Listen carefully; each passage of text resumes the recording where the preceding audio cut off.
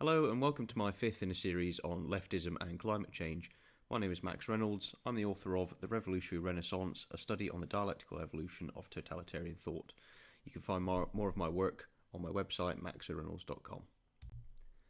So in the last lecture we covered some of the other ideas, or the second part of the ideas of Jean-Paul Sartre.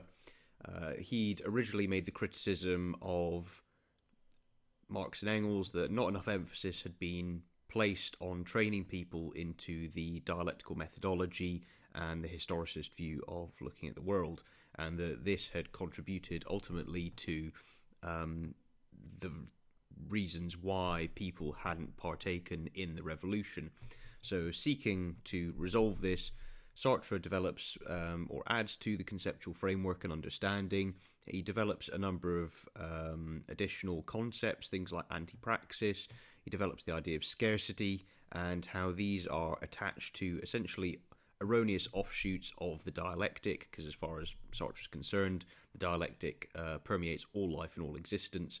But you do have these eddies which you can go off and be trapped in. That's the anti-praxis, the scarcity, and these lead to the sustaining of contradiction and the prevention of the revolution. Naturally, where his ideas are adopted with lived experience, it's going to result in a transformation of all of the ways that we think, but also all of the knowledge that has been developed to date. So this is going to catalyze essentially a transformation in our conceptions of truth, objectivity, what's deemed scientific knowledge. We see these movements, whilst also drawing inspiration from people like Horkheimer and Adorno, manifesting themselves most powerfully through figures such as Derrida and Foucault. In this video, we're going to look at the ecological developments more directly. So we're going to draw on the ideas of another neo-Marxist theoretician. So this is Murray Bookchin. And he's starting to develop ideas about anarchism and ecology. So this is anarchism isn't specifically what Marx and Engels develop, although an argument can be made that at the end of their system, if you also require the abolition of states and borders in order to come to a place of non-contradiction, and everyone is therefore at some point living free under the auspices of the species being, then there is a degree of anarchism at some point in the end of Marx and Engels' system. But there are all of the intermediary phases of using state power in order to further the revolution and to advance socialist consciousness. But anyway, you've got Bookchin and his Anarchism and Ecology. Barry Commoner has a 1970 speech that is looking at the catalyst for Earth Day. Gaylord Nelson's speech on Earth Day as well. So this is quite important to look at. And then Barry Commoner has a follow-up work on ecology, and he's laying down some key principles. I would argue it's probably one of the key documents to understand the present state of environmental politics and discourses around the ecological crisis, the climate catastrophe, so on and so forth. You find a lot of the principles put down cogently and as a comprehensive corpus in Barry Commoner's work. In lecture 1, we looked at the methodology and some of the key ideas that were developed by Marx and Engels, and we saw that one aspect of this was the contradiction between inorganic nature and organic nature, and then trying to synthesize them together as a cohesive whole. And part of Marx's philosophy obviously addresses the way that humans interact with nature through the act of labor. We take, material objects, we reform them into other material objects. But with the conceptual framework surrounding labor, there's obviously an element of estrangement and alienation which is going alongside this. Now, when we step forward for a period of time, the ecological thesis and that side of Marxism remains relatively undeveloped. It's primarily the economic side which is most comprehensively developed up until the 1880s, 1890s, and up until the revolutions in Soviet Russia and eventually what happens in China. with Leninism and Maoism, you see some extensions of some principles. There are differences with orthodox Marxism. Not going to go into those, but it's going to take really up until Canguilhem for us to start observing more direct developments in terms of biological and the biosphere. And you can quite clearly see how Canguilhem's biology and his rejection even of the extraction of mechanistic principles and then using them to look back at the biological world in order to make those systems simpler and easier to explain and understand, you can see how even in his work there is this emergent biological thesis of trying to turn things back on its head. Now that comes through into Sartre's work.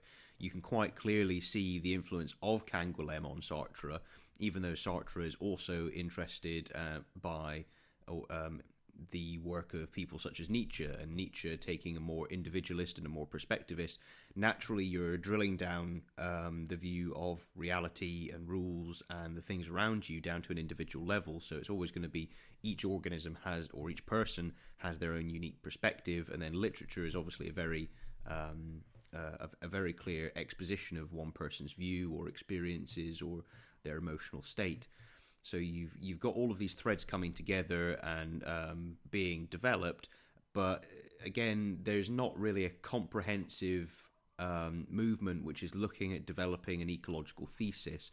Although I'd argue that where this begins, the seeds for this new revisiting towards some of those original principles already laid down in Marx and Engels' work is taking place essentially from the 50s to the 60s to the 70s.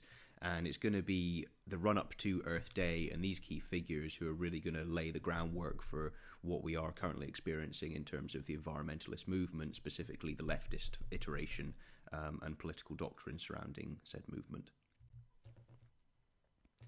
So Murray Bookchin was one in a long line of Marxist and neo-Marxist theoreticians. There's clear evidence of the use of the dialectical methodology and historicism in his work, and he's obviously citing and making allusions to other Marxist theoreticians, whether it's Marx and Engels themselves. Now, the thing about Bookchin is he was a utopian socialist and quite an open revolutionary. So he has a mixture of Marxist ideas and also some of Bakunin's ideas. Mikhail Bakunin, another key figure who was around the same time as Marx, but they had a divergence of opinion. Bakunin ended up condemning Marx as essentially creating a kind of church, and we obviously understand precisely why Bakunin was making such a statement.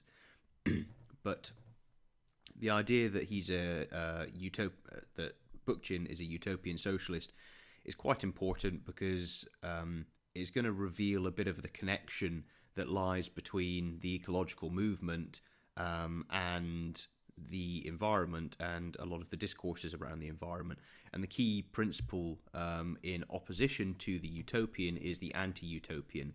The anti-utopian is really the place where, although utopia is Latin and refers to no place, the utopian idea is, this land of milk and honey and plenty and the alleviation of all material want.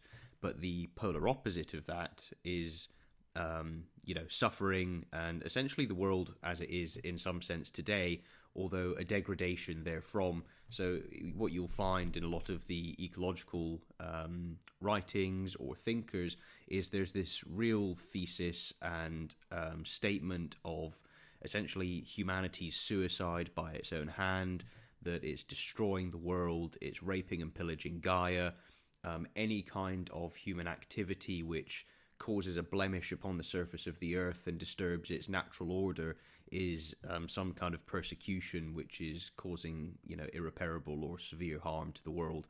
And this is essentially the new moral dimension. It's not quite the same as the moral dimensions associated in Marx's original work with labour, although it is complemented by the moral understanding and framework around labour that Marx and Engels developed, and it certainly has its own moral dimension when we're coming about to the ideas of the aesthetic pleasure of the natural world untouched by humans. It's trying to place it almost in a glass case, isolated from the actual processes of life, if we're honest. So to get into Bookchin's ideas, he's got this in 1964, Ecology and Revolutionary Thought. So right away, we're looking at the synthesis between looking at the entire biological biosphere system and how that this can be mated with revolutionary thought. So you can look at this as, okay, well, how are we dialectically reforming our understanding of ecology? This is quite clearly going to be an extension at some level of some of the statements and the ideas that Engels was laying down. So if you recall the idea of the metabolism between organic and inorganic nature, you're going to have the latent thesis that the correct metabolism has been displaced by alienated, estranged labour, so on and so forth. This leads to things like scarcity, exploitation, ultimately anti-utopia, which is that's the negative threat. It's the inversion of utopia, is the destruction of all of the environment, and then the guaranteed destruction of humanity. So that's taken as the negative telos, which everyone must act and run away from. So one of the features we'll see, and you tend to get this in many of the developments in neo-Marxist literature, is an idea will pop up. So you'll get someone like Canguilhem come up with his ideas around the organism and its milieu and the ability for mutual interaction and influence between the two.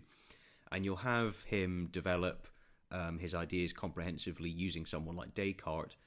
And then what will occur somewhere else in the literature when you're investigating these ideas is you'll essentially see Canguilhem's thesis in its entirety reproduced by another dialectical philosopher, but they won't cite or be referencing Canguilhem's work, though they may also use Descartes and his philosophy and mechanicism as a means of exploring their thesis, which is the repetition of Canguilhem's ideas. So it makes the traceability of ideas quite challenging, but if you recognize the core premises themselves and you understand that they're within the same tradition, then you've got a good grounding for where some of these ideas will originate.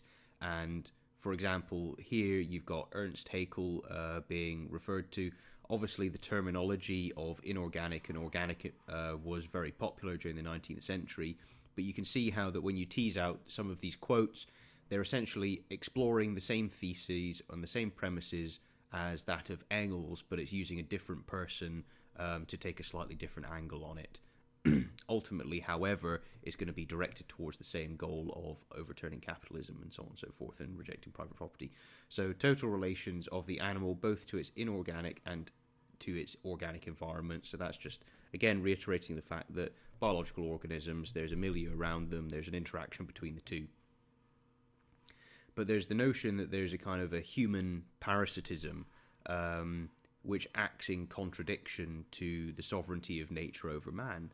Now, that's quite an important concept because we're starting to broach ideas about there being natural processes and that humanity is subject to them. And this is quite different in some senses from the idea where all of reality is inherently reformable through human action. Here we've actually got a slightly different thesis, which is stating that there's aspects of nature and life over which we do not have control or over which we are subservient. Now, one of those can certainly be the dialectical method. That would certainly be Sartre's view. But here we're now starting to look that the world is kind of its own organism. It's its own self-contained entity. We're something living on its surface. We are subject to the flow and the cadence, the beat of nature and Mother Nature's changes, and we are subject to them. So this is certainly taking a slightly different view of the relation between the species and being. So it's going to be a kind of different species being than perhaps you'd see directly in Marx and Engels' work. Now, the imbalances man has produced in the world are caused by the imbalances he has produced in the social world. Now, again, this is one of those statements that, if you're reading it for the first time and you weren't a specialist in Marxist ideas, you probably just go through it. But there's a principle that's underlying here, and that is that in Marxist thought, the ideas that you have in your consciousness are reflections of your relation to the material world and actions taken in the material world. So you have a whole series of social relations, and these social relations, such as there being Group A, there being Group B, and then the identities and the interactions, the relations between these groups and those groups' relationship to nature is reflected up into their consciousness. So the social world that is mapped and repeated within people's consciousness, but people's relationship in the social world is also going to influence the way they interact with the natural world. This is in quite a serious sense different from Marx's ideas. Marx was quite a strong environmental determinist, which just means, the material conditions produce the person and their consciousness. Here, you can argue that there's obviously a deterministic aspect to it, but here it's the social world is now informing the types of relations with the material world. So there is an inversion there with regard to Marx. But the issue being is that if there's imbalances in the social environment, then that's repeated as imbalances in the natural world. And then imbalances in the natural world and man's relation to it can mean that we violate the sovereignty of nature over man. So this is man as sovereignty, as a sovereign over nature, which is more associated with the Christian view of the world, in which God hands over the world to Adam and Eve, in a sense, as the place that they can take under their dominion, be fruitful and multiply. So lastly, the historical development has rendered virtually all objections to anarchist thought meaningless today.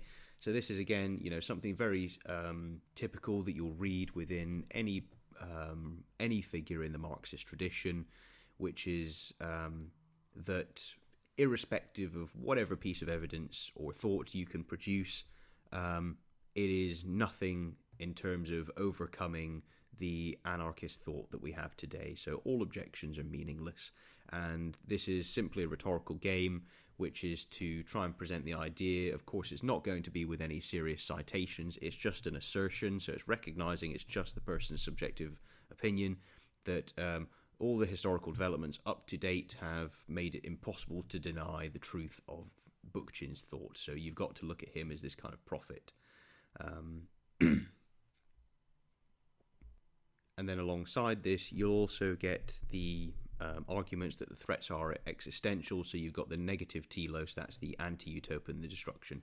There are different ways that you can look at this, and human development and human technology, which we use to harness nature or to try and make things more efficient. If this has occurred within nature, then nature has provided us with the intellectual tools and capabilities in order to make these technological developments, in order to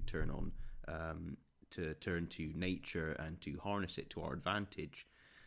So it's actually a natural process, but here it's being positioned as the complete opposite. It's as if it's something outside nature. And you'll notice that complements the idea of being alienated or estranged from something. It's this idea of something external trying to reach in and take control, or of the counterposing position of that, which is that there is some sort of true aspect in nature and identity which is latent and which alchemically needs to be sublimated out and generated in its pure form. So he continues the ideas, and the essence of ecology's reconstructive message can be summed up in the word diversity. So this is quite interesting. Obviously you hear common among leftists the trope that diversity is our strength, and that statement in and of itself has a number of layers to it. Our strength is not necessarily the strength of all humans, it's the strength of the dialectical community. So diversity is their unique strength. And if you want to understand how diversity is actually the strength of leftists, it's because if you have a homogenous monoculture, a stable family system, a stable economy, everything's running just fine, leftists will look at that and it will just bring them absolute misery.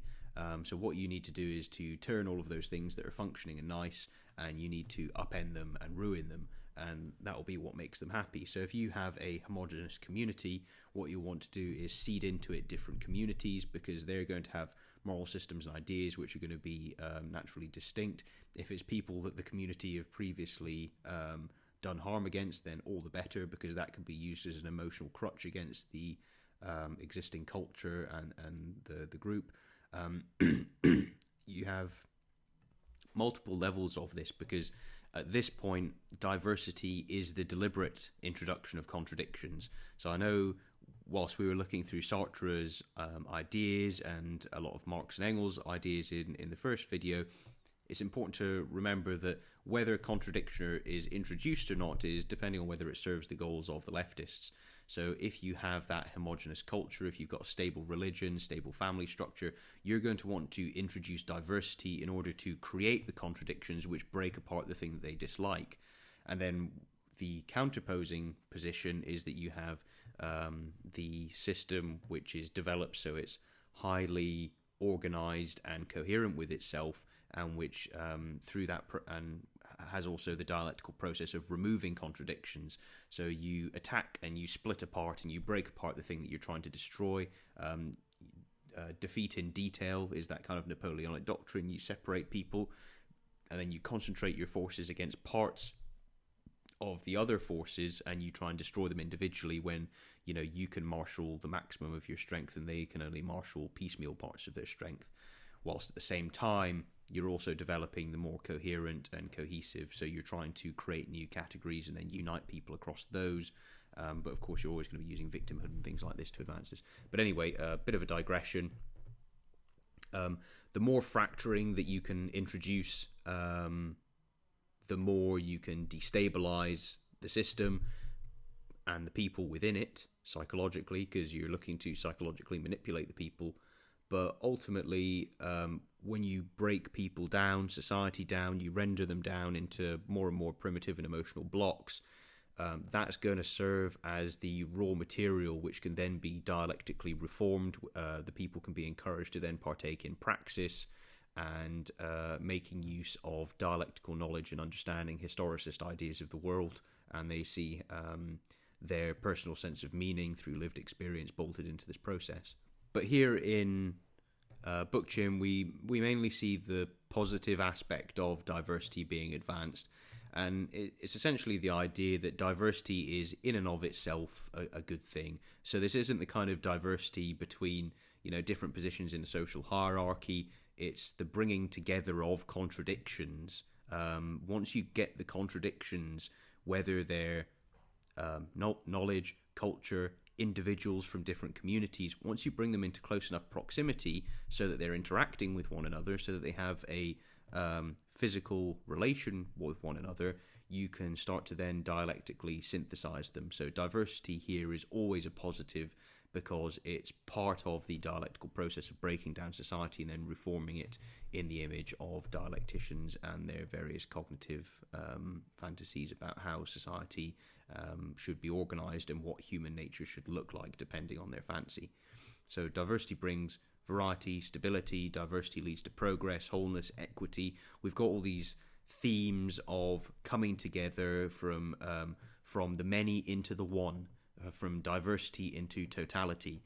So these are the kind of the terms from various particular manifestations into a universal manifestation. So this is the kind of the moving from the particular to the universal, from the many to the one.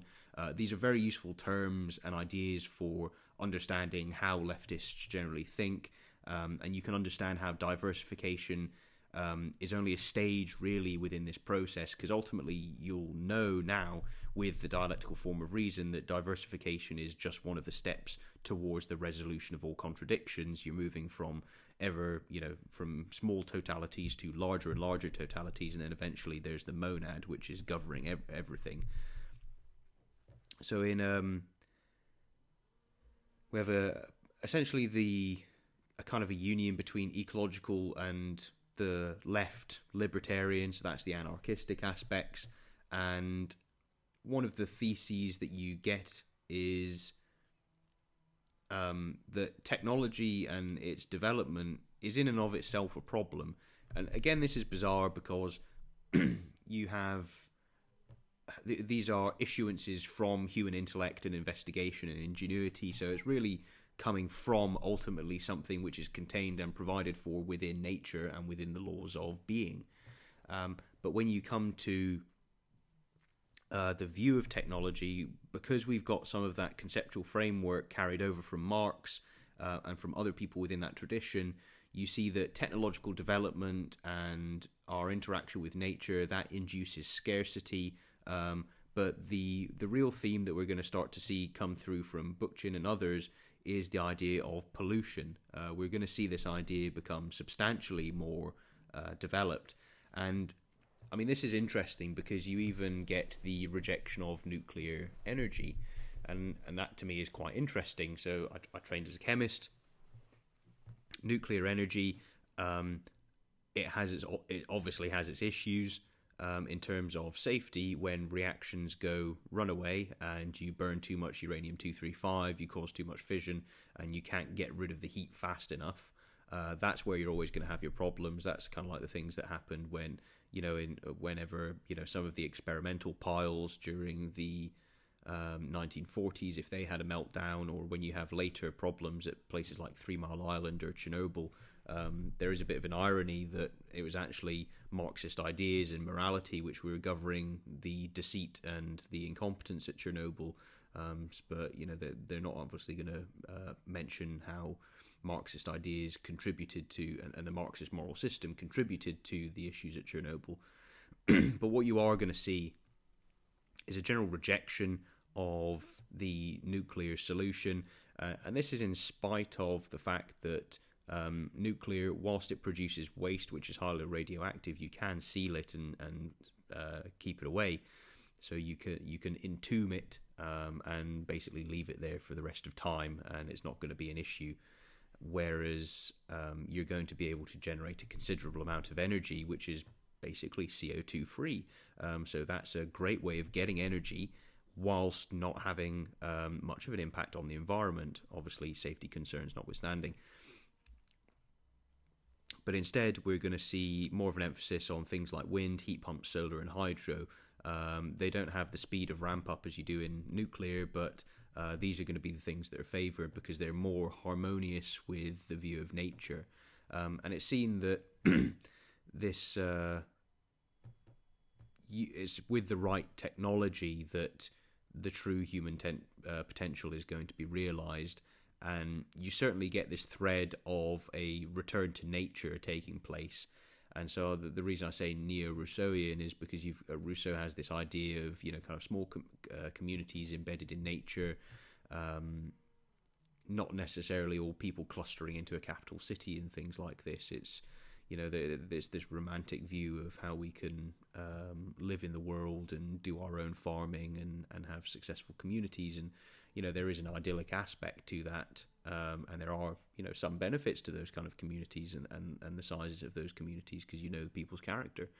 But the neo-Rousseauian aspect is not really emphasizing those. You more see this in people like Derrida, about using Rousseau because Rousseau is the one of the key figures in developing the ideas around social contract. And so if you have a social contract view of the world, you can choose to opt out of the current society and constitute a new government.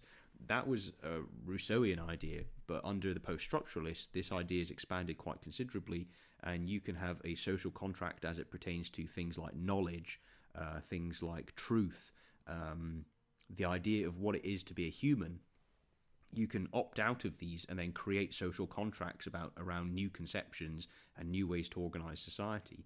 And so you can have an aspect where, well, if the way of production, labour, technology development, and so on and so forth are erroneous as far as leftist ecologists are concerned, then you can opt out of that system and then constitute a new kind of government and a new kind of social order. And you can certainly see where that's happening, or at least where the intellectual and the rhetorical groundwork for that is being laid.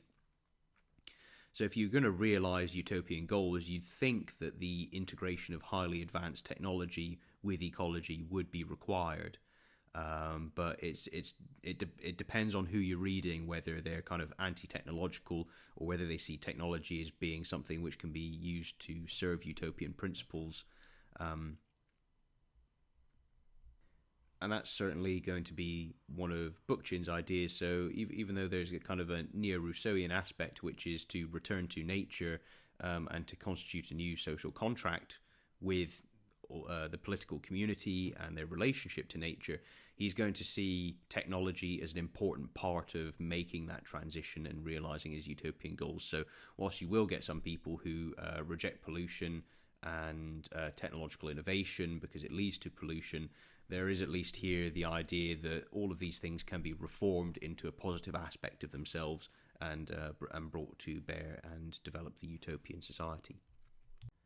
Now, in his next work, which is Post-Scarcity Anarchism in 1971, so it's a few years between the two, we can quite clearly see Bookchin drawing on Sartre's notion of ensembles, and then you can kind of detect some threads also of Horkheimer, Adorno, the role of technological development and how it leads to transformations, certainly in the way that culture can be communicated, and sometimes even, the contents of culture.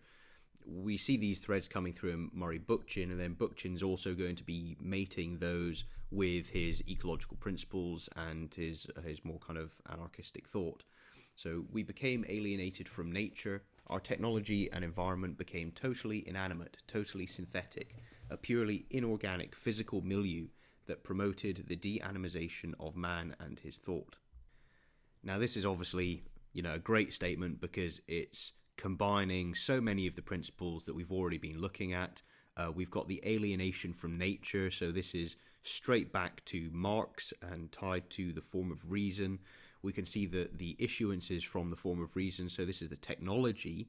Not only is that objectifying the material world, so it's making it inanimate, it's looking at it as if it's just kind of synthetic, it's stripping it of some aspect of its fundamental nature, and then it's causing us to, in turn, to deanimate the way that we see ourselves as humans, and then the way that we see others around us as humans. So the form of reason is altering the way that we experience those around us, and then the way that we treat others around us, and then that's going to impact the way that we use the material world. So that's the inorganic physical milieu, but which is being turned towards essentially stripping us of some aspect of our human nature. So you've still got this thread of alienation and estrangement latent within the ideas, and you can see how it manifests as, kind of feeling separated from something in a fundamental way, as something kind of,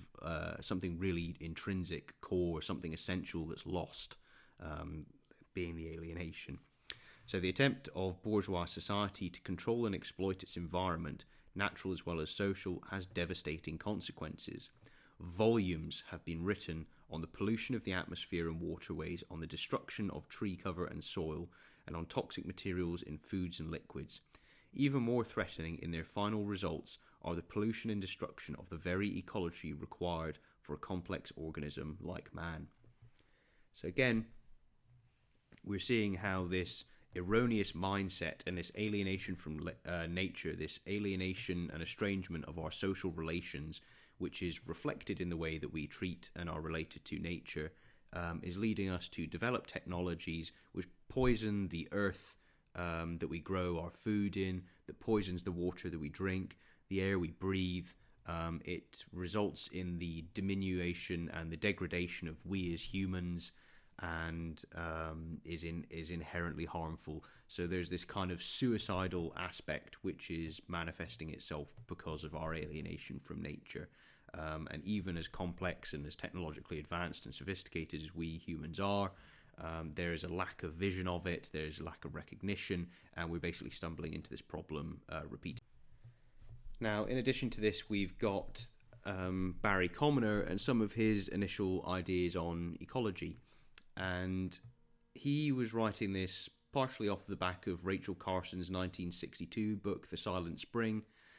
She was taking studies on pesticides and DDT, which is a chemical, and the entrance of strontium into the atmosphere due to atomic tests, and basically developing this the thesis about how things which humans have created are entering into the biosphere. They're harming us. They're inherently damaging, and you see these ideas parsing out quite significantly. Rachel Carson's book is important, but I chose to pick up first with Bookchin's work because fundamentally it's dialectical. It's the totalitarian aspect. I'm more interested here in how Marxists are using ecology and the environment in order to advance original communist and socialist aims, and to generate a different form of monadological religion of which they are part, and in which they get to name creation, human nature, the values, and so on and so forth. So I'm more interested in the political manifestation than necessarily going tooth and nail through, atmospheric concentrations of CO2 and strontium and methane or CFCs and things like this from scientific papers. But you can understand how scientific papers, any kind of information which looks at pollution or the environment as being negatively affected by human activities, is going to bolt straight into this already prefigured idea of pollution and the suicide of humanity because of their alienated relation to nature. So it's important to recognize that, you can still have your scientific developments and evidence which comes up, CFCs and the depletion of the ozone layer. There's plenty of evidence that the CFCs were causing the depletion of the ozone layer, and the chemistry and stuff is developed for that as to how to understand it.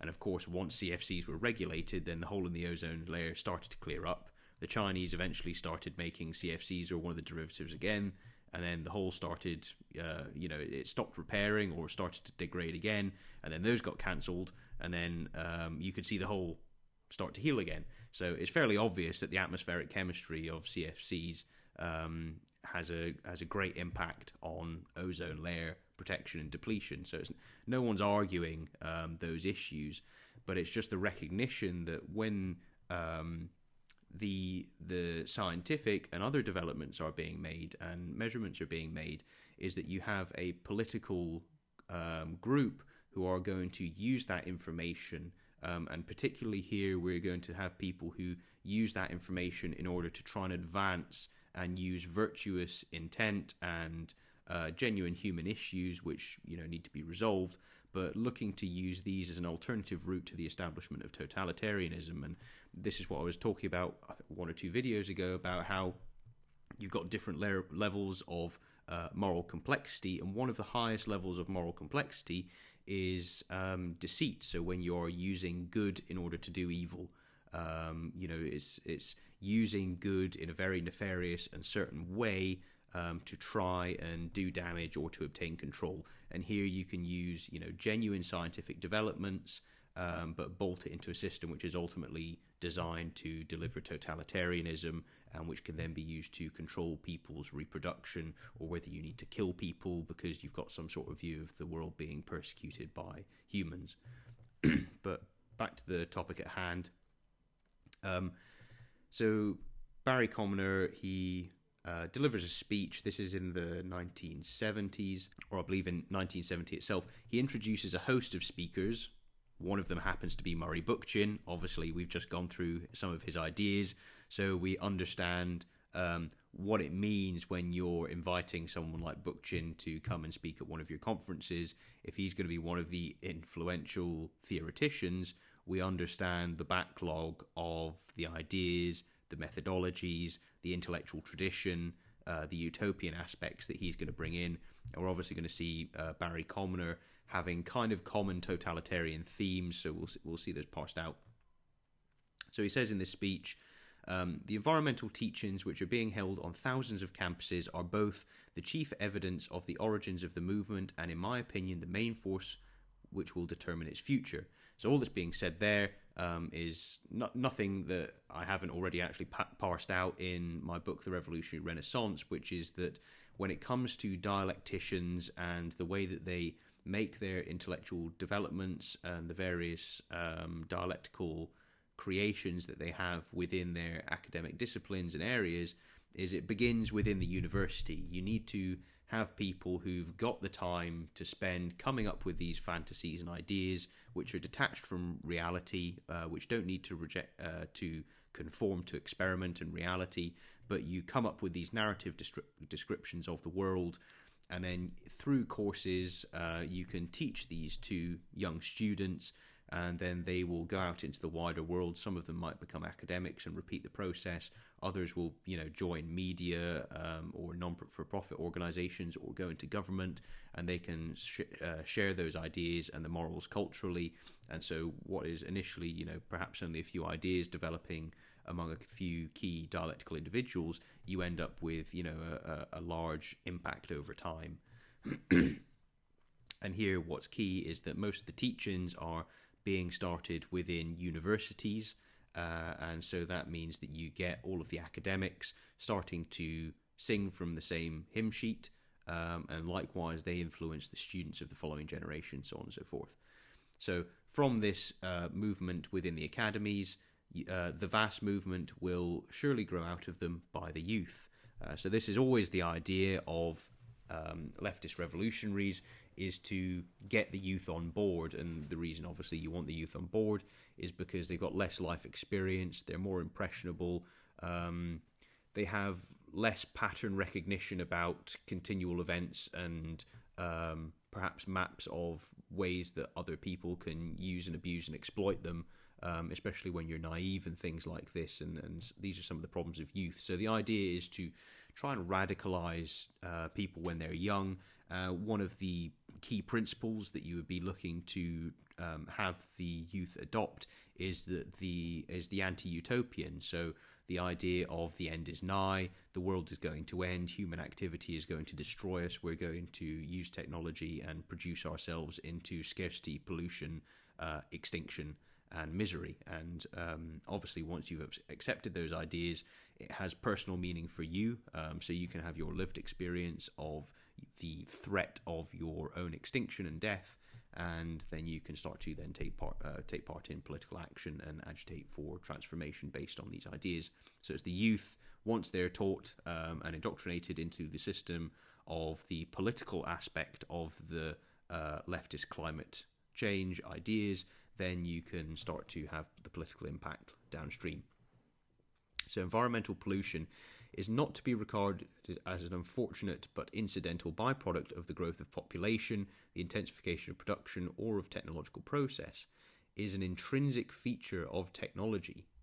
Now, this is obviously different from Bookchin's thesis, because he was saying, okay, well, technology, may be able to be reformed in such a way that it still serves humanity and is part of our generation of utopia.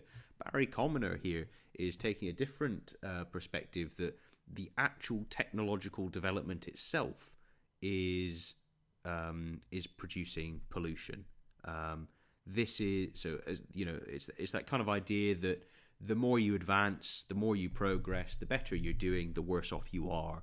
That's the inversion which you often get within Marxist thinking, leftist thinking. So you thought you've progressed, but the principle of alienation actually means that you've regressed or you've harmed yourself. And here, if you're saying that production and technological progress are essentially tied to pollution and the degradation of the environment, well, then you have to start approaching the idea that in order to prevent environmental pollution, degradation, and all of these things that you dislike, you're going to actually need to undo technological progress. You're ultimately, if you're really taking some of these ideas and about the kind of chemicals or what is placed into the environment as part of development, you would actually be saying that you want to return to some sort of pre-industrial revolution stage of life. So this would be a return to agrarian economies potentially. And then there's also, and I'm very sensitive to this now when I've gone through a lot of the Marxist ideas, particularly when it comes to the notions of sacrifice and proletariat and so on and so forth, is anything to do with population and crashing groups together, or where too many people is a problem, I'm extremely sensitive to. So the byproduct of the growth of population. So in there's that subtle thesis, which is more people, more environmental pollution, more people is actually the suicide of humanity. In order to preserve humanity, you actually want less humans. And you can start to see some of the anti-humanism, which is latent within Marxist thought, emerging in those claims. He continues his speech. So environment makes up a huge, enormously complex living machine. Machine is our biological capital. So again, you kind of perhaps using more of a Cartesian analogy for the material world, but nonetheless, it's beginning to reference the idea of the world as this holistic organism, which is in some kind of dynamic equilibrium with itself, and we as humans are interrupting this dynamic equilibrium primarily through population growth and primarily through the development of technology. These two things combine, create pollution, and then the pollution is obviously inherently bad. So the pollution is the new moral dimension, which the environmental movement starts to reorient things around. You'll still have labour and the fetishism and private property as issues. These are seen probably more as motivational and tapping into people's sense of meaning and their lived experience and goading people into this, obviously still associated with a form of reason, but the moral emphasis is shifted somewhat slightly to pollution and human activity. And ultimately, when you boil it down to its bare basics, humans, through activity, produce contaminants in the environment. So if you really want to eliminate pollution, it's actually, if you're not willing to go through technological development, which is what Barry Commoner is already stating, because that leads to pollution, then you have to have fundamentally a human and a social solution. You see this very commonly through figures also like I want to say Derrida, but I don't think that's right. I think it's perhaps Braidotti and maybe Haraway, that it's really humans themselves that are the problem. So again, there's the open statement about the moral aspect. Pollution is evil. So that's, it's not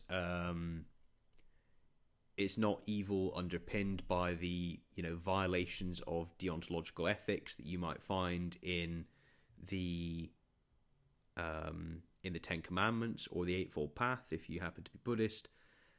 Pollution itself is evil. So this is the human productive activity, the byproducts of labor, the byproducts of technology, the byproducts of population growth. Pollution is evil. So people in our activity is now what is evil. So this is what happens when you start to detach and you just subjectively find things and labeling them evil.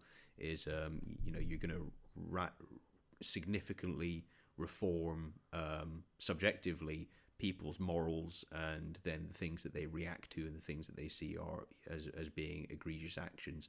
So pollution here, evil, and is tied to extinction and the spiral of despair. So you're seeing the combination of the moral aspect, which is tied to the death of yourself. So it's existential, your very life. And then, of course, whilst this system is perpetuated, there's the spiral of despair, because it's not only the fact that evil is being sustained and that you've got the threat of your own death, your mortality, which is being presented to you. It's just happening and running by itself. So it's this issue of, it's not even the dying and the evil that's the main some of the issue. That's compounded by the fact that you're witnessing the evil taking place and you're waiting to die because of the evil taking place. And so all of these together form a powerful moral imperative as to why you need to be completely Puritan when it comes to pollution and stamp it out. Of course, if you reject technology, then it has to be a social and a population-focused issue. But it's not easy for people to often admit to themselves how totalitarian or truly how brutal and horrendous that solution would be if affected, because given world population nowadays, it would be genocide on a scale that would make even Hitler, Stalin, and Mao look like kids in a play park. So those who are already convinced that our social system is in need of radical revision will welcome this opportunity. I mean, they're just being leftists. It's any information which confirms the totalitarian hypothesis we have already arrived at, bring it on. But here, now we're saying that for people who already thought that the entirety of the social system, of the way that we conceive of reality, human nature, and so on and so forth, if you were already a revolutionary for all of those things, that's what radical revision means, this ecology, this pollution being evil, this threat of extinction, the spiral of despair, all of these are useful. They're good because we can take them and turn them towards our political desires. So these are now the new avenues through to social revolutionary thought, and bringing the revolutionaries and the industrialists onto the same platform. So this gets them to establish a relationship with one another.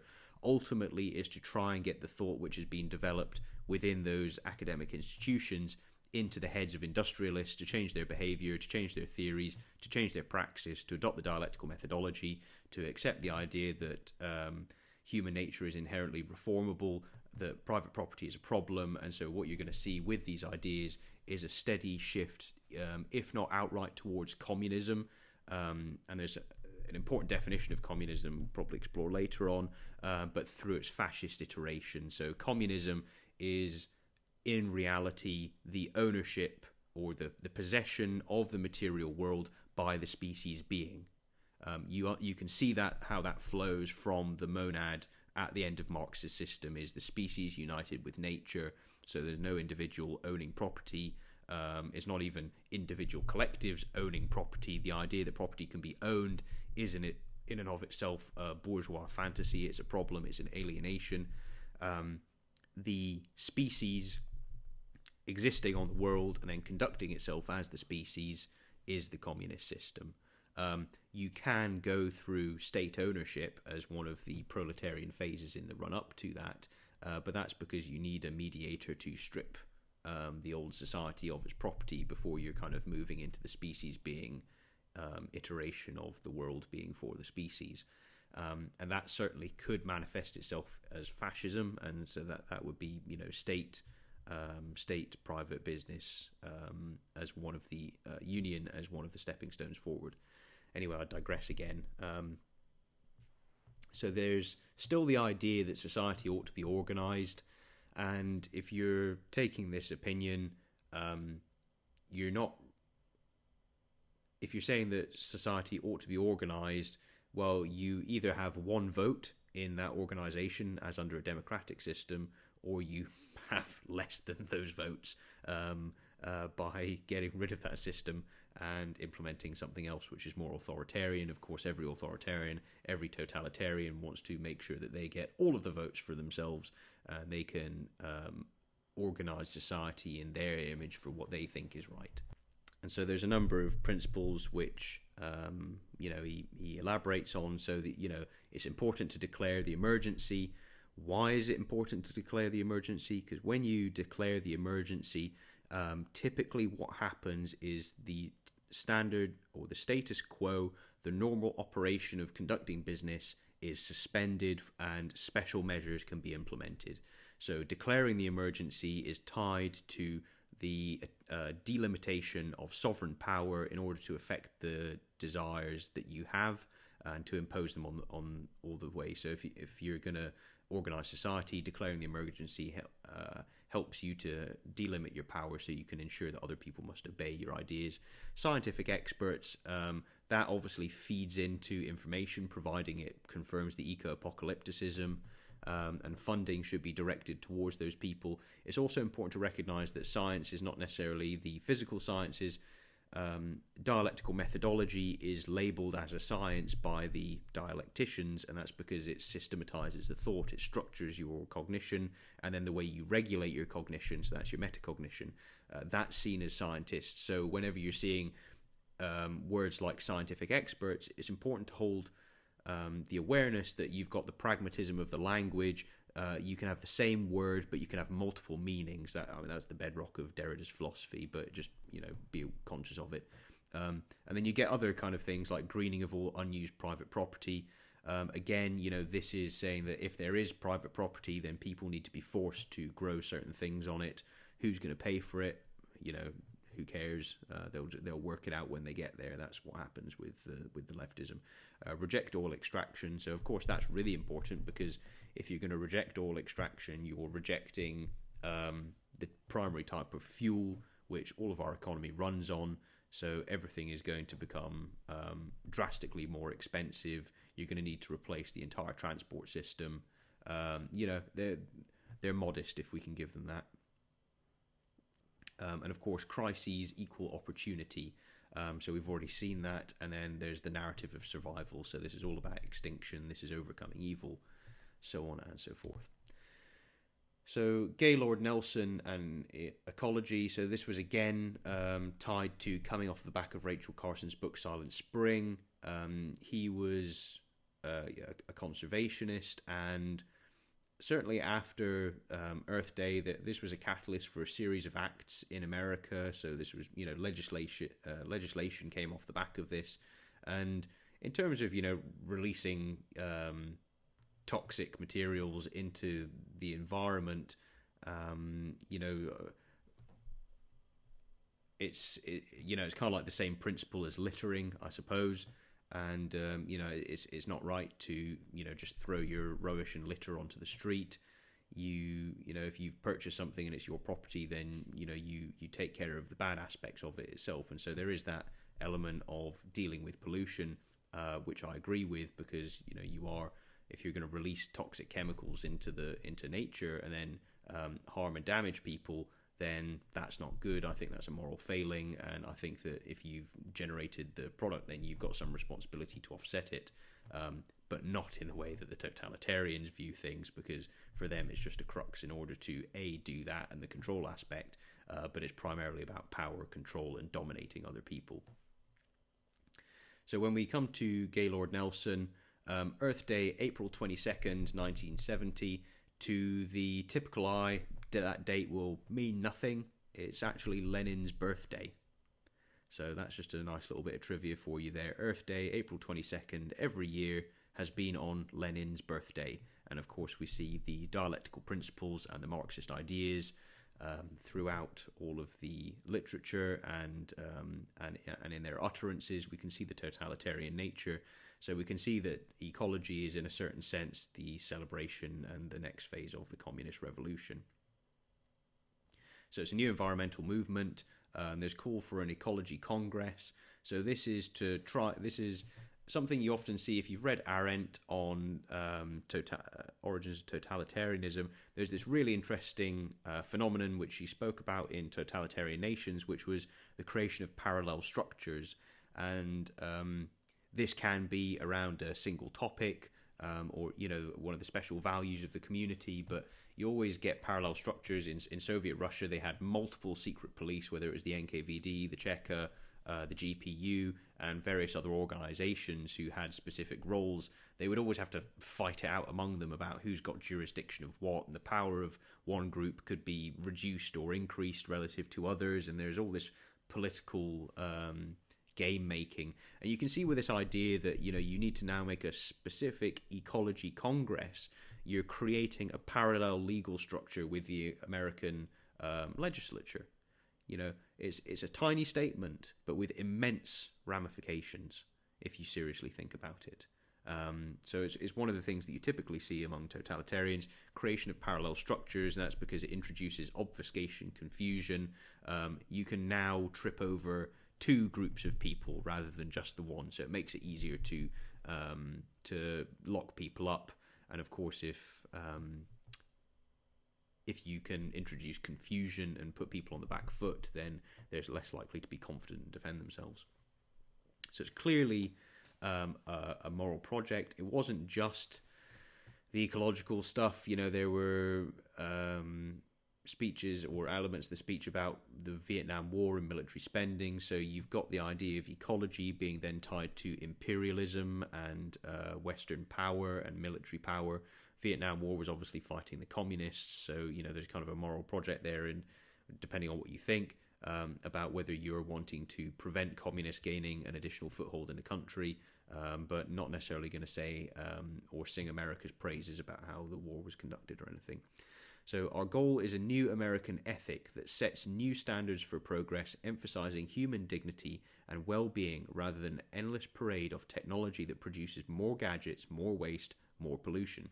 So here we're seeing the explicit statement that people really need a new moral system, a new collective ethic, which is governing the way that people conduct themselves and the actions they take in society, but fundamentally about their purchasing habits and the kind of jobs that they take part in. So again, straightforward statement in the speech, but severe ramifications. Now, if you understand that America's point of legal ascription is the Constitution, and that sets out the legal limits of what the judiciary, the legislature, and the executive branches can perform, and how they perform their checks and balances on one another, you're starting to see that actually you're looking now at changing some of people's fundamental rights and freedoms and how they conduct themselves.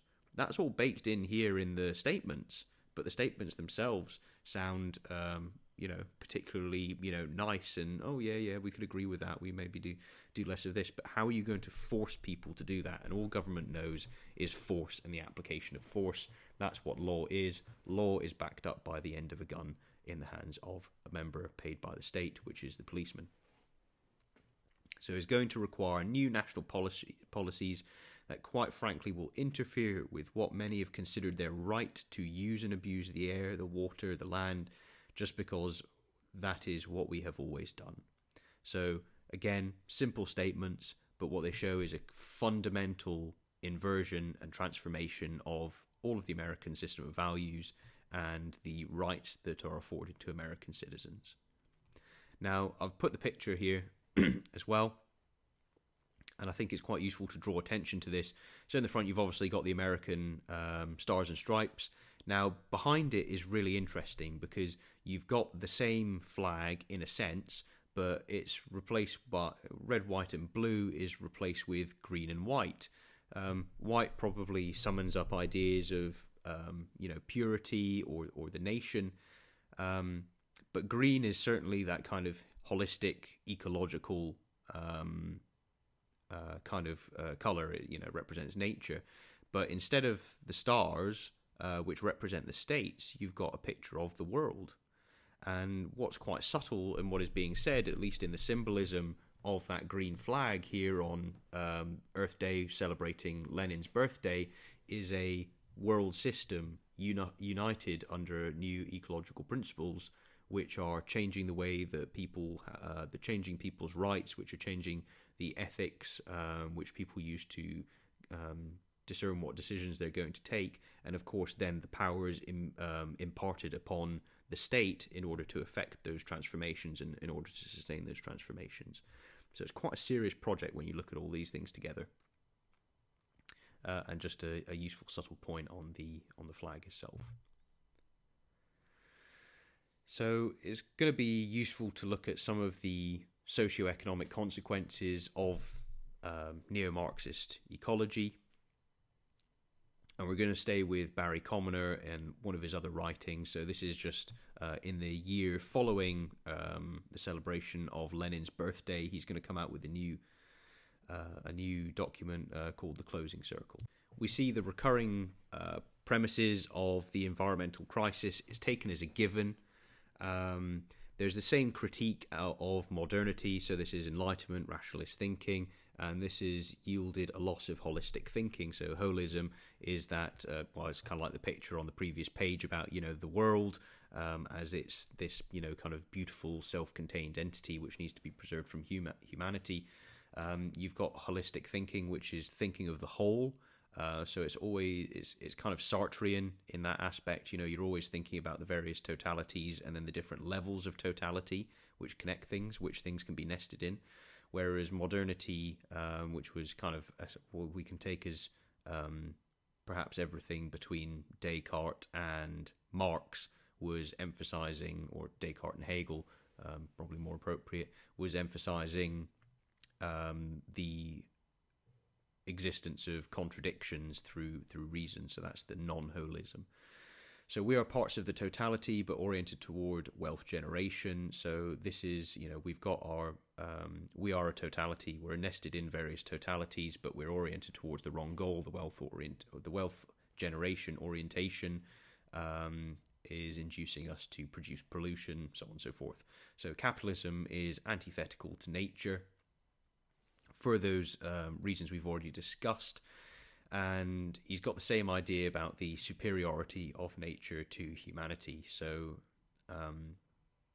if we, again, rejecting the idea that, technology can overcome the issues generated by technology, then you're still looking to revert to social solutions. And so you're obviously going to see emphasizing nature as the new domain in which socialist ideas and the social construction of consciousness take place. You're going to see that as the new solution. And one of the key ideas that's put forward is that life is interconnected.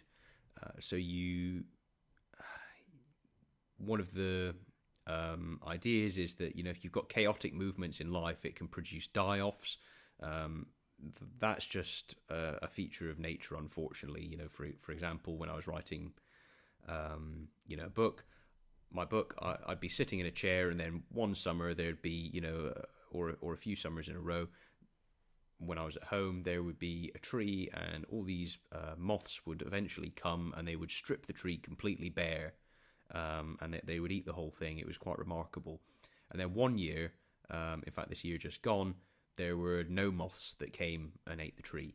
And so you can see that at some point, somewhere, what must have happened is the population of moths grew, the population of predators for the moths likewise grew, they ate all the moths, and then this year not many moths came, so they didn't eat the tree, and then it'll go through its cycle once again. So if you've got this kind of funny idea where, all right, there's the primacy of nature over man, and nature evolves by chaotic processes, and you get these ebbs and flows and peaks in population and decreases, and there is this dynamical nature to it. There's chaos in the system, and it's not entirely predictable. But here you're trying to have people reject that chaotic nature for something which can be dialectically controlled and predictable. So it's the power to make life predictable. It's the power to secure the sense of safety that the existential threat of capitalism and degradation and pollution aren't there. So all life takes place in the ecosphere, and it's trying to find this dynamic equilibrium. That equilibrium shifts, but it's still got a tolerance to a certain degree. Their contention is that we are out with those tolerances, and that it's going to produce a catastrophic backlash from nature, as if Gaia is obviously a conscious entity. So it's the idea that nature knows best, but not necessarily actually being in conformance with nature. But skip that over. So there's a number of principles that are proposed, and this is very useful for understanding the thinking and the totalitarian nature of the project. So all of the value system is retooled. So it's not the current rights and legal provisions for people. They all need to be reoriented around ecological principles. So essentially, complete recycling of all reusable metal, glass, paper products, ecologically sound planning to govern land use, including urban areas. So, in other words, any interaction of humans with inorganic nature needs to be regulated by certain ecological principles in advance. So if you want to be able to build a house, if you want to be able to use some goods, the only way that you can get a hold of any of those is if they're all completely recyclable and they've all been vetted by ecological dialecticians in the academy. They've come up with the right ideas.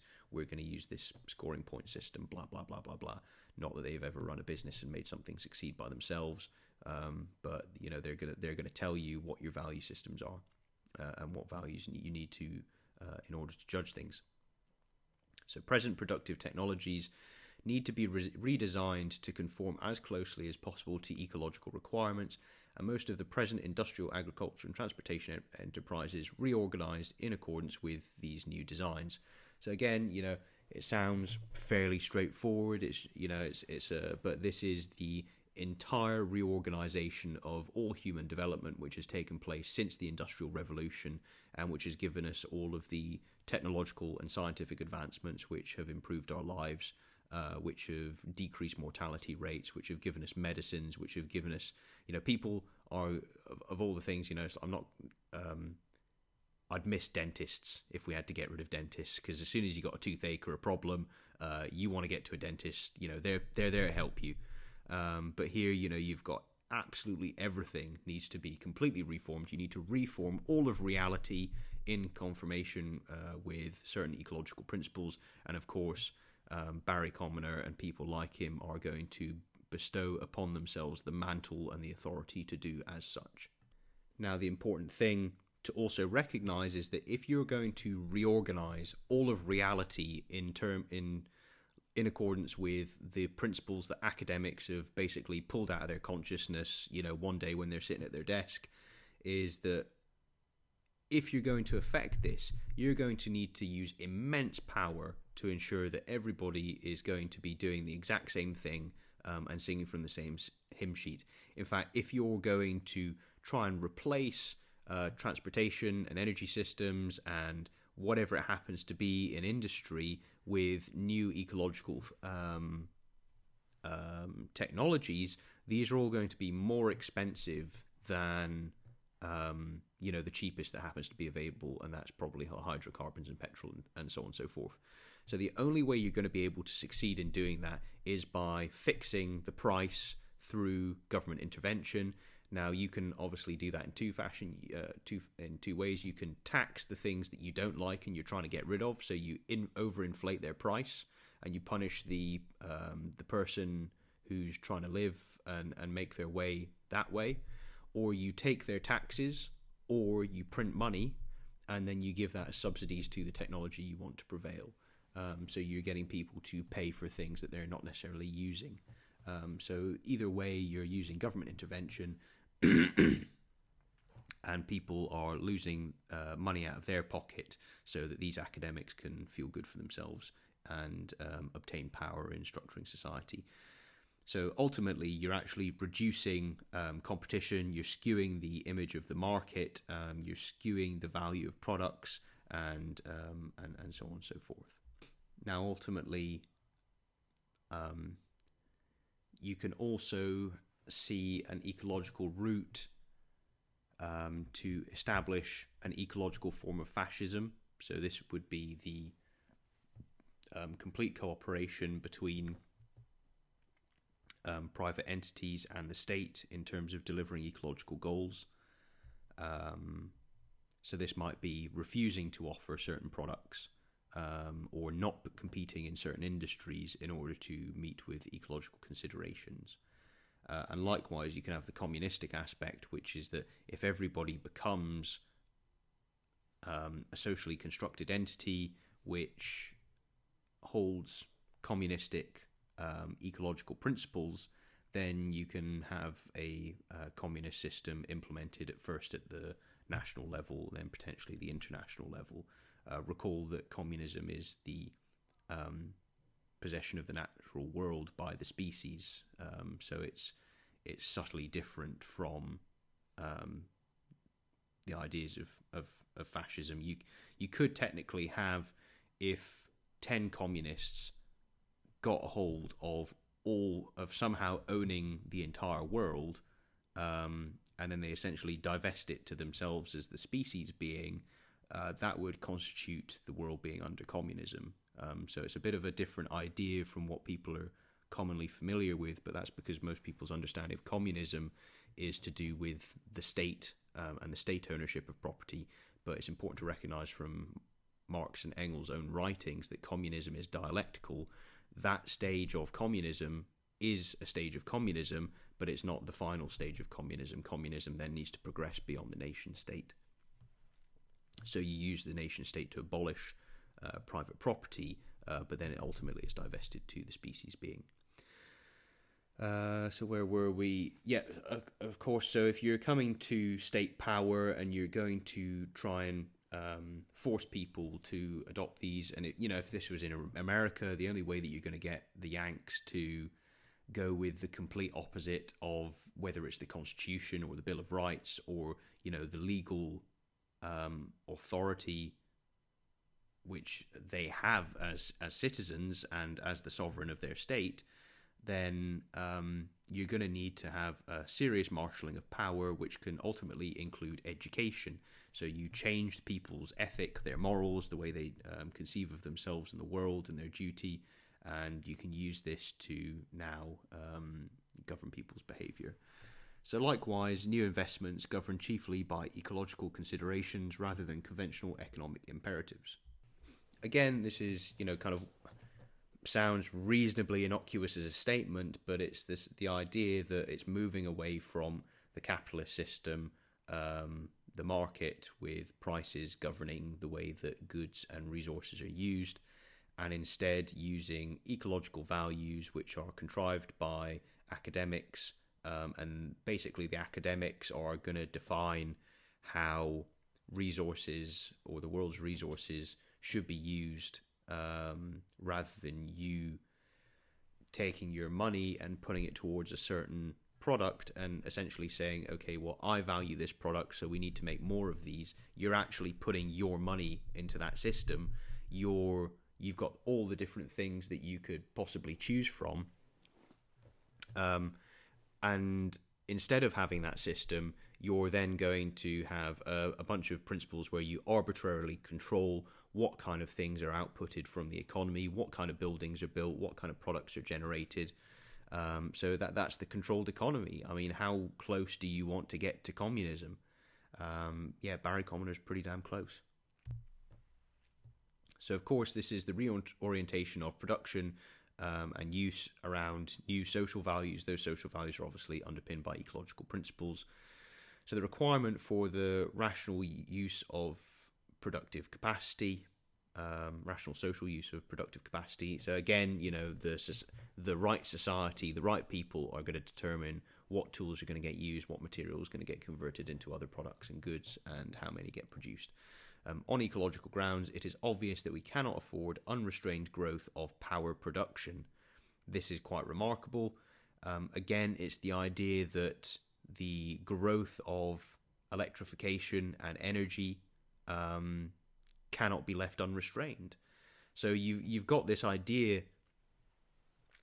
which is, okay, we've got however many people are wired up to the electrical system, not directly, obviously, but how many people can access and use electricity and electrical instruments in 1971. So if you actually restrained this on 1971, I would be curious to know how many tens of millions of people would not have access to electricity today.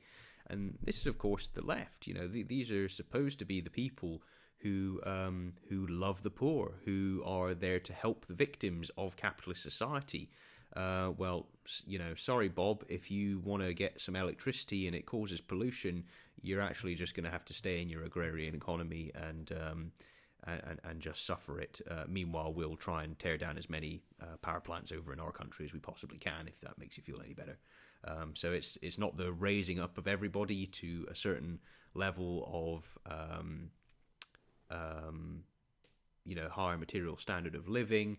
The higher material standard of living is a byproduct of technological innovation. Technological innovation is inherently pollution producing.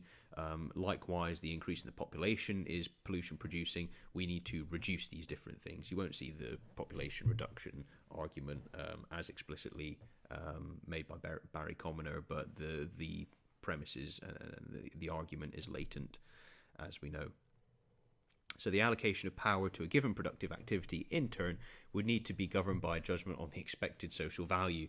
So even if you somehow escape all of this system and totalitarian control and all of the eco-warriors determining exactly how you should behave every minute of the day and what you spend your time doing and what resources you consume and use, if you'd somehow manage to get around all of that, they'll still put in some sort of master control switch to say, okay, well, you're only going to get a few hours of electricity, if any at all. Of course, if you're not conducting yourself in accordance with those social values, then poof, off goes your electricity. You can't make anything anyway. Tough.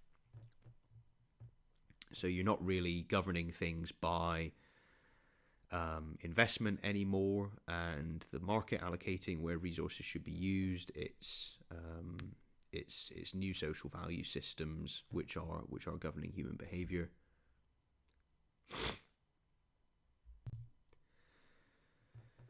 So there's a moral imperative element also to his work. So thus, once it is recognized under the force of the environmental crisis that no productive system can operate without either fitting into the ecosystem or destroying it, and that the ecosystem is necessarily a social rather than a private good, then the logic of governing production by social criteria rather than private ones becomes equally evident. And the really important thing to see here is that the force of the environmental crisis is what motivates this. It's the thing, the environmental crisis is itself the raising of your consciousness to a certain ecological issue, threat, existential problem, thing which will victimize you and your family because it is evil and it will destroy your society and the people around you and you yourself. It's this spiral of despair. So you come to consciousness of this horrendous environmental crisis, this existential threat, and this fear and terror is the thing which inspires the transformation of your behavior. And the thing which that will motivate is the transfer of the logic and the values that people use to make their various decisions from whatever system they are under presently to the new social value system contrived by academics who happen to be celebrating their Earth Day on, Lenin's birthday, and obviously shouting out many totalitarian principles and ideas for governing all human activity. So yes, governing production in line with their values, but not the democratic ones. So obviously presupposed into this is the cessation of democracy, of course. That's how totalitarians think. So it's always nice to recall one of my favourite quotes from William Pitt the Younger. Quote, "Necessity is the plea for every infringement of human freedom. It is the argument of tyrants. It is the creed of slaves." So that's, again, sums up the totalitarian impulse. There's always the cry for necessity. The environmental crisis means we must suspend all of the way that we think and do business and make our juridical decisions when it comes to law or how we legislate. All of these things need to be changed because insert problem here. So that could be the problem of private property and fetishism. It could be the environmental crisis. No doubt there will be other things that can be developed by totalitarians. It might be the more you find the victimhood, the better. So, for example, if you had a bunch of neo-Marxists develop a new identity category, cough cough, transgenderism, non-binary, Foucault, then you can use that group and say that that particular group suffers violence, they need special measures put into place for them, it's a crisis, therefore do X, Y, Z, and that's how you implement, obviously, the your totalitarian measures. So again, that's using that's the moral sophistication of using good and good intent and the moral currency of victimhood in a certain way in order to advance totalitarian principles. It's the exact same here, but just The environmental crisis is recognized in 1971 as holding the moral force which will force people to essentially overcome their existing system of rights and the way that they can conduct themselves in life, and to give themselves over to new ecological social criteria which governs all actions. Of course, when you've got the principle that human activity is the origin of CO2, then this is to scale back technological development, but likewise to also exert controls over how many children people can have, because fundamentally new humans produce new CO2. So an economic system which is fundamentally based on private transactions rather than social ones is no longer appropriate and increasingly ineffective in managing this vital social good. So again, here you just see the rejection of the market system. We're going to tell you where you spend your money. We'll tell you what transactions you can have, and suck it up because it's for the good. So the important thing here is once you remove technology and human ingenuity as being able to overcome our problems, you don't have confidence in either the technology or the humans which produce it. So that reduces out all of the different solutions that you can have down to a social one. So that's the social and the power exerted over individuals in the economy by here the state, which is imbued with significant power, and then the value system, which would be taught to the children as part of that. And then lastly, it's also important to recognise that the international aspect doesn't escape Barry Commoner. So this industrial ecological reorganisation of all transactions, all production, all energy generation, education, what rights you have, what's deemed ethical, and so on and so forth, it needs to be global. So that's the holistic aspect when it comes to the leftist thinking. That's the totalitarianism, that's the non-contradiction, that's the particular to the universals, that's the various levels of totalities. Nobody can escape it. Everybody under all of existence need to come under the dominion of those of the dialectical tradition. So again, it's all for the good, but we need to dominate every single aspect of your life.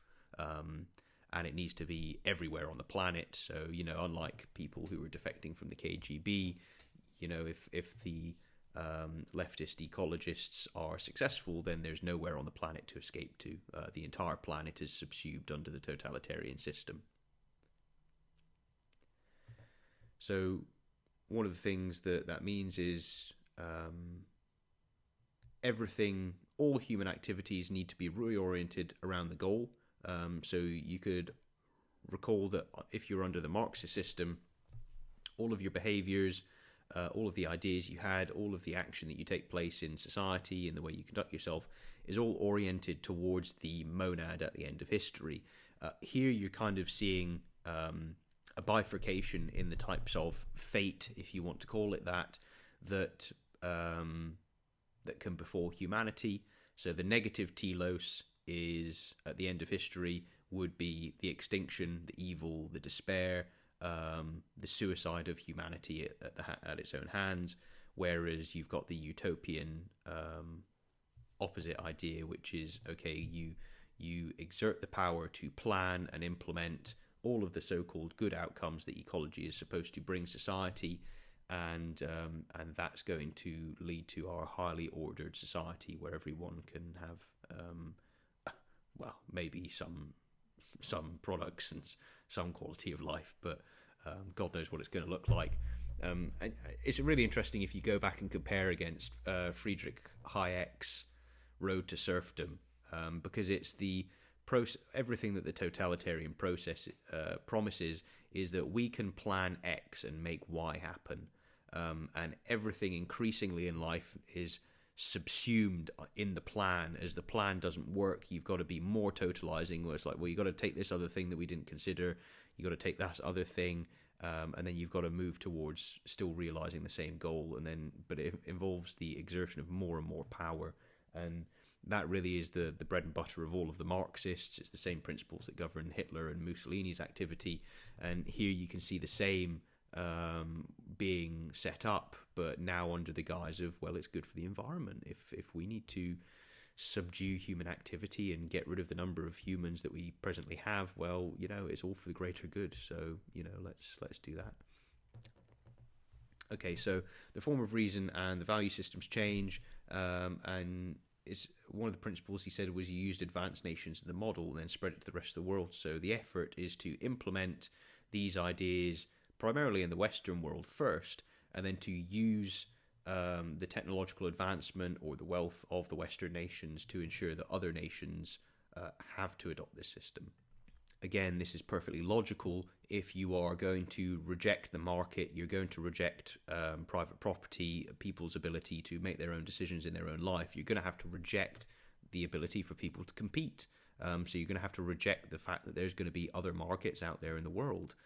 So you're going to have to see some sort of degree of increased protectionism or increased treaties and policy alignment in order to affect this, not only across the Western world, but then in other nations which the Western world does business with. So you start the rot in one place, and then the leftism spreads, and then everyone can share in the misery. So one of the further example of this in terms of limiting competition is reduce the production for the global demand. Again, you're going to require non-market pricing, and you're going to use sanction methods to try and eliminate competition that will undercut the horrendously expensive and inefficient methods of the central planners.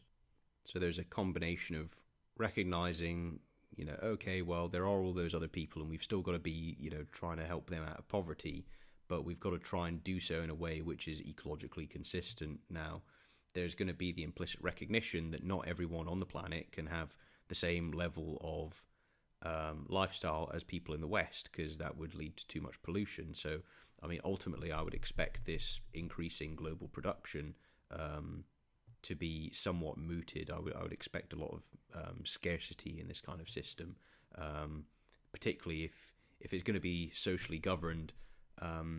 You can use products to reward people. So if you have the correct compliant behavior, then you can induce them essentially with bribes, with goods or special access, whereas people who are not compliant, who aren't ecological fanatics, they will be restricted. They might not have access to certain goods.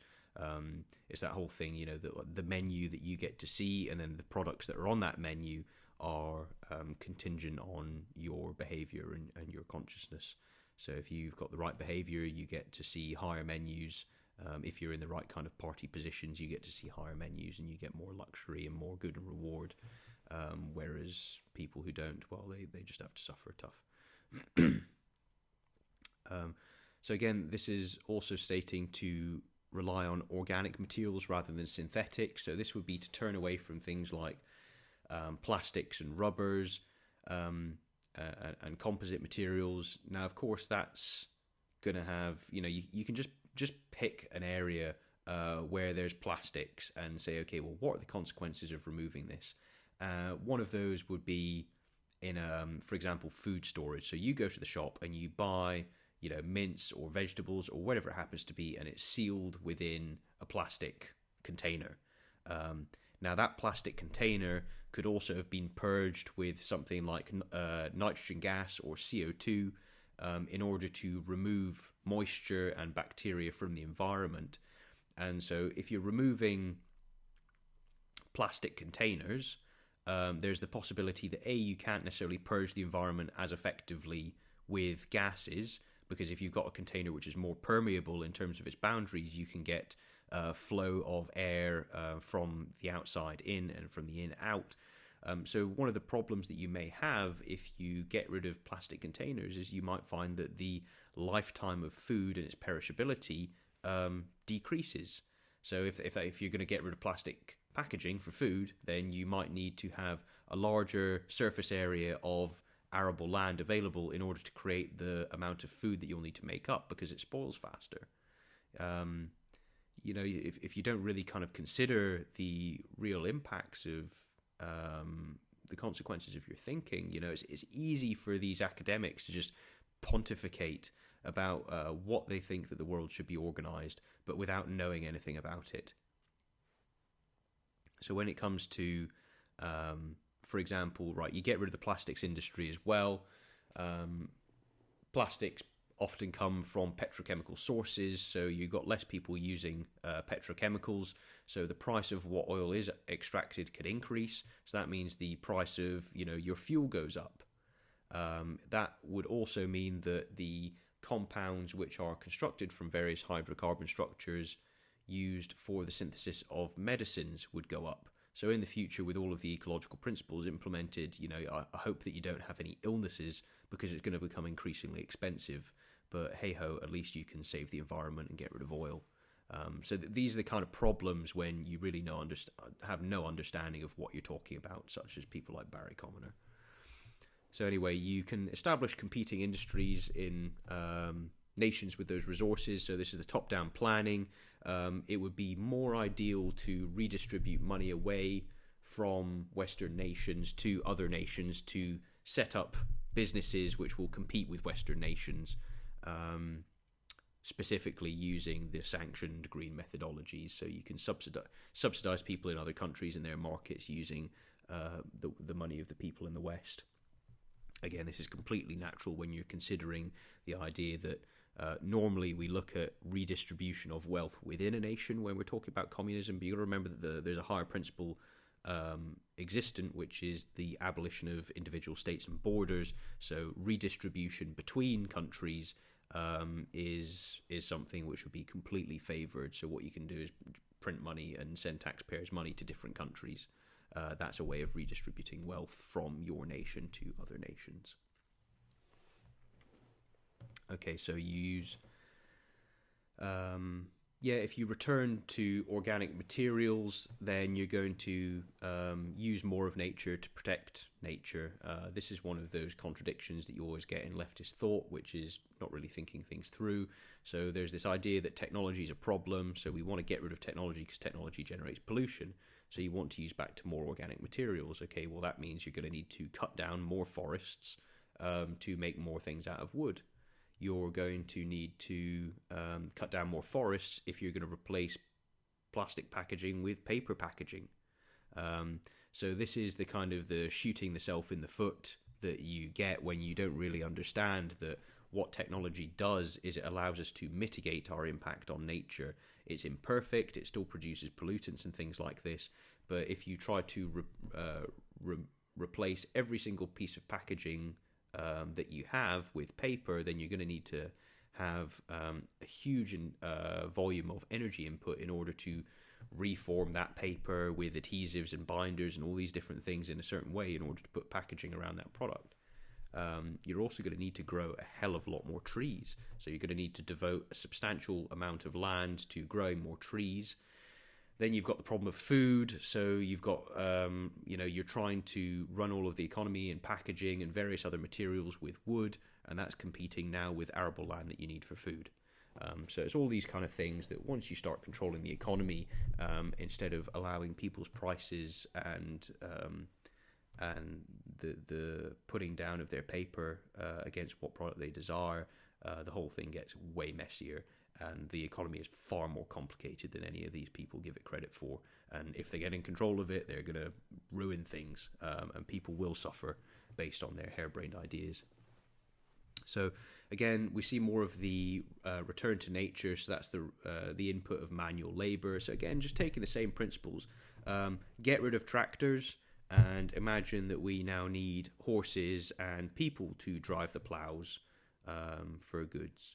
So again, the amount of labor time devoted to producing the same quantity of products is going to substantially increase. So you need more people back into the labor force as farmers. You need to find different ways of carting things around. So you're obviously going to need to go back and have more horses, farriers. So again, complete transformation of the economy. All of the details of this, Barry Commoner just leaves to other people. All of the important stuff is left to other people, but the highbrow ideas he's got plenty of. Yeah, and then fertilizers. Yeah, if you were getting rid of technology, you get rid of all of your artificial fertilizers. That's a thesis specifically in Marx's. We saw that actually in lecture 1. So they dislike the idea that capital is used to generate technological problems which subsidize the nutrient content of the soil, which allows us to grow more food. So, of course, if you reject technology, not only are you going to have to find alternatives to fertilizer, so you could use cow manure, but if you don't like cows because they fart and they give off methane and they burp and they give off methane, then you're not going to have cow manure either. So you're going to need to find a different way of replenishing the nutrients in the soil, which if it's just going to happen by natural process is going to be a lot slower. So the crop yield's going to be going down. Crop yield goes down whilst you're also getting rid of the tractors. And you're also getting rid of the packaging, so you need more food whilst the crop yield's going down. You're not doing it as efficiently, and then you're also needing to use the same amount of land to compete with all of the wood that you now need to grow for the packaging. You can just see how these people really don't understand a single damn thing about the world around them. But oh Lord, do they have plenty of ideas on what you have to do and about getting the government to use its power to force you to do their ideas. Of course, they won't be there to pick up the pieces once they ruin everything. And they won't be held as accountable. That's why individual responsibility is always crucial. Okay, so surprise, surprise, all of these changes are mediated with a change in culture. I put in square brackets revolution in there because that's what it really means. Whenever you've got leftists talking about culture, this is the Gramscian project. So this is education, people seeing themselves as intellectuals and part of the revolutionary collective, the content which is conveyed within schools, the undoing of common sense. That's one of Gramsci's specific theses, is get rid of common sense because it's not dialectical sense. We can see how that complements the ideas that we explored in Sartre. So anyway, you'll get rid of all of the way that people reason, the current understanding of the world, the information they use to make the decisions around them, how they're taught, what they're taught, so on and so forth. So you have a total reformation in terms of human nature, all of society, and the values that people are forced to live by. Of course, all of this is on you need to obey, otherwise you are obviously contributing to the anti-utopia of the eco-apocalypticism. You are taking part in evil action, which is contributing to the extinction of the species. You are forcing us further down the spiral of despair. So, of course, this is going to be a very effective way at getting people to have a reasoned conversation, to really understand one another's position and come to a sensible democratic conclusion with one another. Not at all. So, yeah, the Cultural Revolution is always part of the project. Transform the sciences and engineering, because they're obviously going to become more organic rather than technologically led. And then there's obviously theses as well for universal access to meaningful employment. So it's get rid of all unemployment, but also that, you know, you have a sense of meaning associated with the tasks you're doing. So every action you are doing whilst you're doing your job is feeding into saving the world from capitalism. You can obviously get rid of the military. Again, this comes from the naive view that, you know, no country around you can collapse into totalitarianism. You know, thankfully, people like France and Britain had a military going so they could fight against Germany in World War II. I always like to remember that the Soviets helped to start World War II. So just remember that the communists, they helped to invade Poland and to kick off World War II and all of the millions of deaths. So don't forget that just because they flipped halfway through because Hitler betrayed them, you know, that doesn't necessarily absolve them of the moral aberration that is communism and the Soviet state. So, of course, you can have the reallocation of military spending. So, of course, if there's a totalitarian uprising in any country, you're not really going to have the tools to deal with it on your borders. But hey-ho, it can make everyone feel good. Then there's the ecological considerations must guide economic and political ones. Okay, I'm just repeating myself now at this point. Probably should have edited that out. Reject domination over the people, and there's a self-serving use of capital. So that's just, again, the idea that get rid of the market, so we're going to tell you exactly how to spend the money. Like the ecosphere itself, the peoples of the world are linked through their separate but interconnected needs to a common fate. So that's the telos at the end of history. So you can either have now the anti-utopia, the eco-apocalypticism, the climate crisis, or you can have utopia. So you need to go with their ideas if you're going to reach utopia. If you go with capitalist ideas or non-Marxist theories of the world, then you end up in climate crisis, death, destruction, misery, yada, yada, yada. So the world will survive the environmental crisis as a whole or not at all. So again, that's the totalitarian nature. Either you're with us or you're against us. Either we'll succeed or not at all. We must all do it as one. So baked into that is the idea that there can't be any dissent. So again, you can see the totalitarian ideas. The present system of production is self-destructive. The present course of human civilization is suicidal due to an insidious fraud hidden within. You change the measures by which affluence is judged. So again, you can see how really these are references to things like alienation and estrangement.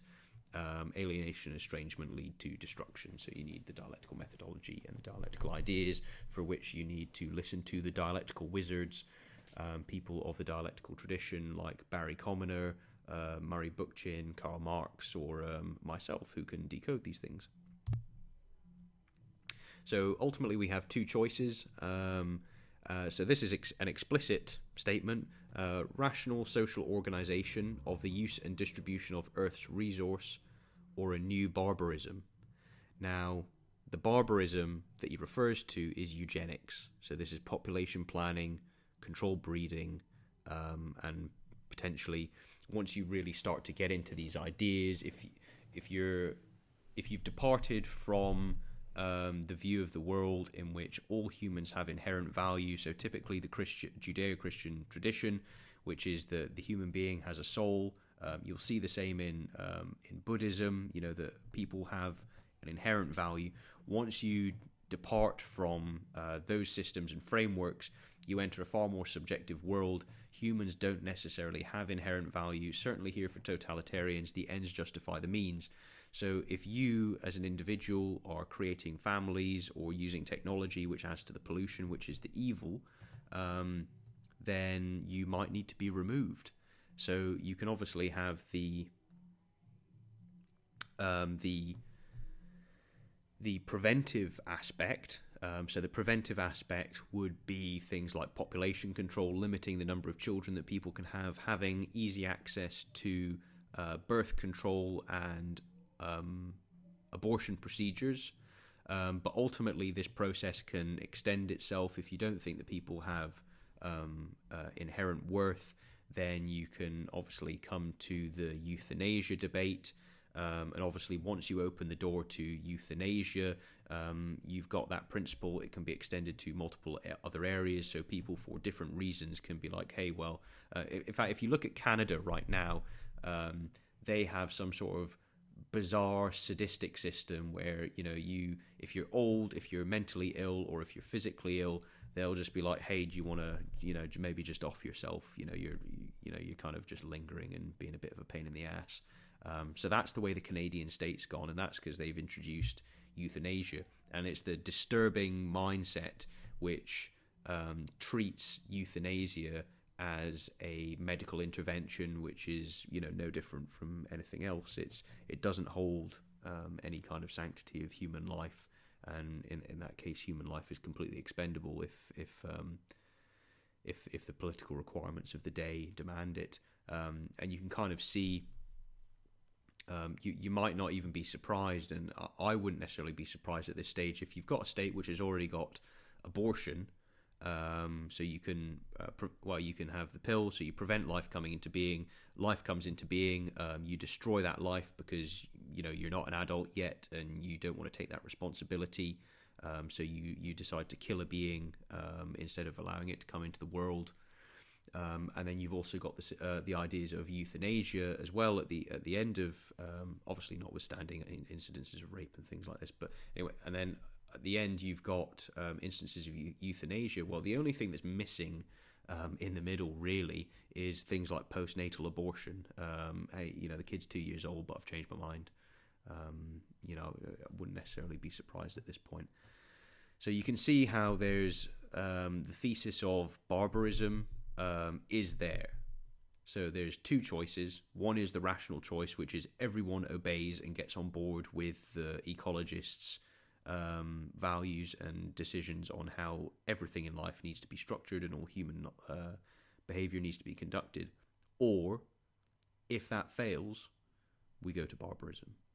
So that's always the thing here, and ultimately is always to do with power and determining who lives and who dies and having complete dominion and authority over other people. That's what leftism is. So the freedom which must be constrained if ruin is to be avoided is not the derivation of private gain from a social good, the commons, but rather the freedom to breed. So here, there's already the population planning aspect. That's the first stage of eugenics. Then you get the later stage of eugenics. Who gets to breed with who? Okay, well, you've not been a person who's been conforming with the dialectical value system that we've imposed on you. So you're not going to get to breed, or you're going to get to have less children, or you're going to be paired with a spouse who is less healthy, or who is going to have less access to educational and otherwise possibilities because you're not demonstrating the right values. These can all sound like science fiction, but ultimately this is how leftists think. You'd be able to see some of these already manifested in China and other nations. Don't be surprised when any of these come along. So obviously there's the we should reject eugenics for the social controls, but ultimately if we require eugenics, then we'll use them. That's what this is saying. And then if there was any doubt on the tradition to which Barry Commoner was a member, it was revealed when he betrays his historicist aspect, so change the course of history, but this is a competence reserved to history itself. So this is one of those curious kind of statements that you're only going to get from dialecticians, and that's because history is advancing towards potentially a known end. That might be the anti-utopia of eco-apocalypticism, or it might be the utopian end. But history advances, and it can dialectically move to one or the other. So that's the course of history. You can consciously reform human development through history. You can consciously drive this process, but it's a competence reserved to history itself. So it's only once you've embodied the right kind of dialectical consciousness, which is aware of history and being able to move through it, that you can affect the changes of history. Barry Commoner is one of the dialectical tradition. It's in the same system of Marx. Of course, some of the subtle indicators, like Earth Day being Lenin's birthday, these kind of things, they're not coincidences.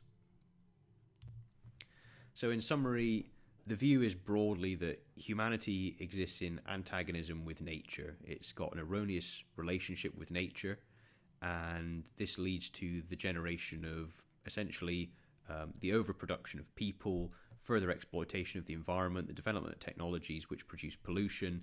The solution to all of these is top-down control, so that's management through the state to be able to reform people's moral system, the ethics that we have in society, the way that we understand the world around us, so the knowledge itself, the culture of the nation, the culture of across the entire world, the political systems of those world and of across the world, and how they're organized, how laws are made, what value systems are used to judge legislation and all economic activity.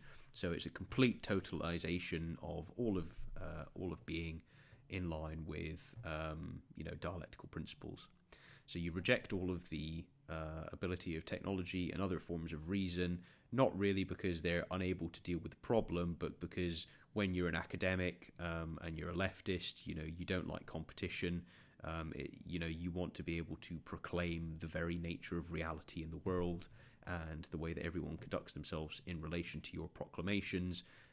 Any other ideas which compete with that are obviously a problem, because then people can choose between the two. So, the real bedrock of propaganda is to control people's attention by controlling the social environment completely. And if you can control people's attention so they have to see certain things or that they cannot see other things, then you can, as far as they see it, you can take part in the social construction of consciousness. So you control attention, you control what is perceived, what is not perceived, you influence the ideas, the perception of reality, and then people adjust their behavior thereby.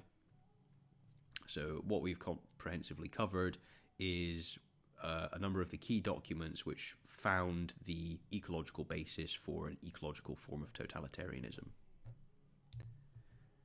These are the sources cited, and thank you once again.